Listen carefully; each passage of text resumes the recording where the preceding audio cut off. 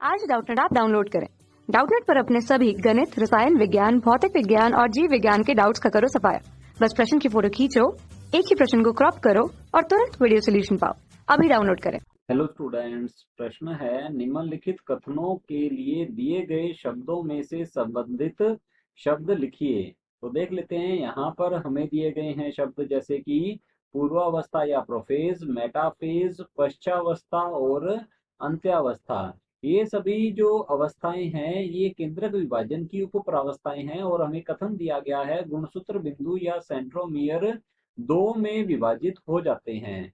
तो यहाँ पर हमें बात करनी है केंद्रक विभाजन की। केंद्रक विभाजन जो है यह कोशिका विभाजन के समय होता है। इसे कैरियोकाइनेसिस भी कहा जाता है और इसे उप प्रावस्थाओं में बांटा गया है। इसकी उप प्रावस्थाएं होती हैं, 4 उप प्रावस्थाएं हैं। इनके हम नाम लिख लेते हैं। सबसे पहले ये होती हैं जैसे कि सबसे पहले होती है पूर्वावस्था या इसे प्रोफेज भी कहा जाता है।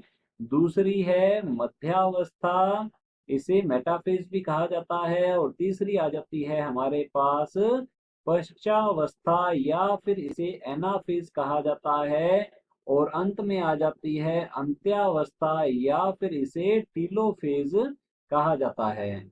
अब हमसे पूछा गया है, कथन दिया गया है इसमें गुणसूत्र बिंदु या सेंट्रोमियर दो में विभाजित हो जाते हैं। तो यह जो क्रिया हो रही है यह होता है कार्य मुख्यतः पश्चावस्था में। तो पश्चावस्था जो है इसमें क्या होता है, जो संतति अर्ध गुणसूत्र हैं वे विभाजित हो जाते हैं, अर्थात गुणसूत्र बिंदु या सेंट्रोमियर जो है इनमें क्या हो जाता है, विभाजन हो जाता है। तो यहाँ हम लिखेंगे गुणसूत्र बिंदु, गुणसूत्र बिंदु या जिसे कहा जाता है सेंट्रोमियर, हम लिखेंगे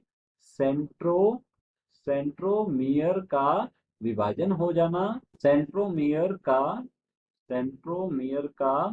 विभाजन।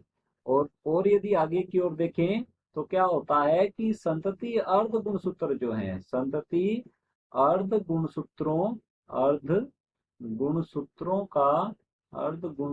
का विपरीत ध्रुवों पर पहुंचना जो है यह भी कहाँ होता है, यह होता है पश्चावस्था में। तो ये गुणसूत्र बिंदु पृथक कैसे होते हैं, क्योंकि जो तर्कु तंतु है ये गुणसूत्र बिंदु से जुड़े हुए रहते हैं और ये जब छोटे होते हैं तो क्या होता है, गुणसूत्र बिंदु जो है ये पृथक हो जाते हैं, ये 2 हो जाते हैं, जिससे कि संतति अर्ध गुणसूत्र पृथक हो जाते हैं और इनका जो गमन है विपरीत ध्रुवों की ओर होता है। ये क्रियाएं जो है पश्चावस्था में होती हैं। तो गुणसूत्र बिंदु या फिर सेंट्रोमियर 2 में विभाजित हो जाते हैं। तो यह कहाँ होता है, यह हो रहा है पश्चावस्था में। यह होता है पश्चावस्था में या जिसे एनाफेज भी कहा जाता है, इसे एनाफेज भी कहते हैं। ये हमारे प्रश्न का उत्तर होगा। धन्यवाद। कक्षा 6 से 12वीं से लेकर नीट, IIT, JEE वो एडवांस के लेवल तक 1 करोड़ से ज्यादा छात्रों का भरोसा। आज ही डाउनलोड करें डाउटनेट ऐप या व्हाट्सएप करें अपने सारे डाउट्स 8400 400 400 पर।